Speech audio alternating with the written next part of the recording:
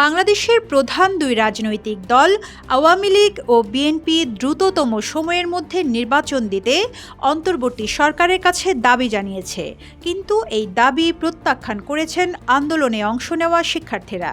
প্রথাগত রাজনৈতিক ব্যবস্থায় সংস্কার আনতে নতুন দল গঠনের চিন্তা ভাবনা করছে তারা। ছাত্র আন্দোলনের 4 শিক্ষার্থী বার্তা সংস্থা রয়টার্সকে দেওয়া সাক্ষাৎকারে একথা জানিয়েছেন। রয়টার্সের প্রতিবেদনে বলা হয়, গত 15 বছরে 17 কোটি মানুষের এই দেশে শক্ত হাতে দমনপীড়ন করেছেন শেখ হাসিনা। এভাবেই চলছিল গত জুন পর্যন্ত। সরকারি চাকরিতে কোটা ব্যবস্থার সংস্কারের দাবিতে জুনেই রাস্তায় নামে শিক্ষার্থীরা। এই আন্দোলনে শুরু হয় দমনপীড়ন, পরে তা সরকার পতনের আন্দোলনে রূপ নেয়। ক্ষমতাচ্যুত হয় শেখ হাসিনা সরকার। গত 15 বছর যা হয়েছে তার পুনরাবৃত্তি না ঘটানোর প্রত্যাশা জানিয়েছে ছাত্র আন্দোলনের শিক্ষার্থীরা। কেউ না বুঝলেও আমরা আপনার প্রয়োজন বুঝি, আর তাই তো অত্যাধুনিক ফিচার সম্বলিত বিভিন্ন সাইজ আর কালারের 250-টিরও বেশি ডিজাইন অপশন নিয়ে ওয়ালটন স্মার্ট ফ্রিজ বোঝে আপনার প্রয়োজন। গত 3 দশকের বেশিরভাগ সময় ক্ষমতায় ছিল আওয়ামী লীগ নয়তো বিএনপি। এই দুই দলের সর্বোচ্চ নেতা শেখ হাসিনা ও খালেদা জিয়ার বয়স এখন 70-এর বেশি। এমন অবস্থায় দেশে সংস্কার আনতে নতুন রাজনৈতিক দল গঠন নিয়ে আলোচনা করছেন শিক্ষার্থীরা। রয়টার্সকে এমনটাই বলেন মাহফুজ আলম নামে এক শিক্ষার্থী। সরকার এবং সমাজের বিভিন্ন শ্রেণী পেশার মানুষের মধ্যে লিয়াজো করতে গঠিত কমিটি প্রধানের দায়িত্বে আছেন তিনি। আইন নিয়ে পড়াশোনা করা 26 বছর বয়সী মাহফুজ আলম বলেন, 1 মাসের মধ্যে এ ব্যাপারে সিদ্ধান্ত আসতে পারে। রাজনৈতিক প্ল্যাটফর্ম গঠনের আগে সাধারণ ভোটারদের সঙ্গে এ নিয়ে আলাপ করতে চায় শিক্ষার্থীরা। এর আগে পরিকল্পনার ব্যাপারে কোথাও বিস্তারিত জানানো হয়নি।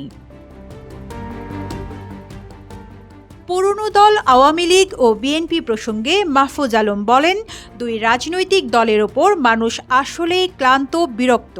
ছাত্রদের ওপর তাদের আস্থা রয়েছে, তাই নতুন রাজনৈতিক দল গঠনের সম্ভাবনা প্রবল। এই দলের মূল ভিত্তি হবে অসাম্প্রদায়িকতা ও মত প্রকাশের স্বাধীনতা।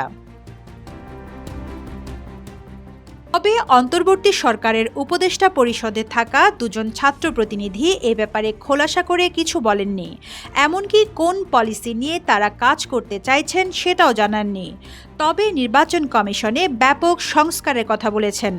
উপদেষ্টা নাহিদ ইসলাম বলেন, এই আন্দোলনের স্পিরিট ছিল মূলত নতুন বাংলাদেশ গঠন করা, যেখানে কোনো ফ্যাসিস্ট বা স্বৈরাচার আর থাকবে না। তা নিশ্চিত করতে গঠনগত সংস্কার দরকার। এতে কিছু সময় লেগে যাবে। দ্রুত নির্বাচন দেওয়ার জন্য আওয়ামী লীগ ও বিএনপি থেকে যে দাবি জানানো হচ্ছে তা অন্তর্বর্তী সরকার আমলে নিচ্ছে না বলে রয়টার্সকে বলেন ডাক, টেলিযোগাযোগ ও তথ্য প্রযুক্তি উপদেষ্টা নাহিদ ইসলাম।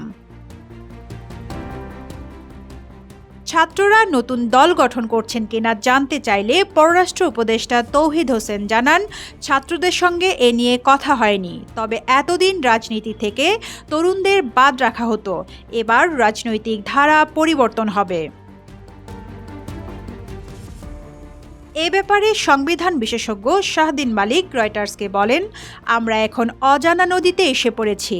সেটা আইনগত ও রাজনৈতিকভাবেও এই সরকার আইন মেনে হয়নি। তাই এই অন্তর্বর্তী সরকারের ক্ষমতা কেমন হবে তা বলা যাচ্ছে না। বাংলাদেশের বর্তমান পরিস্থিতি নিয়ে প্রায় 30 জনের সঙ্গে কথা বলেছে রয়টার্স। এর মধ্যে শিক্ষার্থী ছাড়াও রাজনৈতিক দলের নেতা ও বিশ্লেষক রয়েছেন। এ নিয়ে শেখ হাসিনার ছেলে সজীব ওয়াজেদ জয় রয়টার্সকে বলেন, এখন হোক কিংবা পরে আওয়ামী লীগ কিংবা বিএনপি ক্ষমতায় আসবে। রিজওয়ানা রিন্তি, ইত্তেফাক।